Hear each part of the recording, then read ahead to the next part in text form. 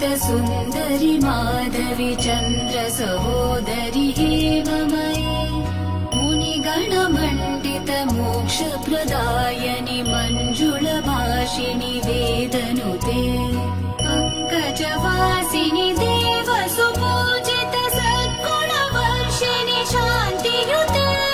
जय जय हे मधुसूदन कामिनि आदिलक्ष्मि जय पालय माम् जय जय हे मधुसूदन कामिनि आदिलक्ष्मि जय पालय माम्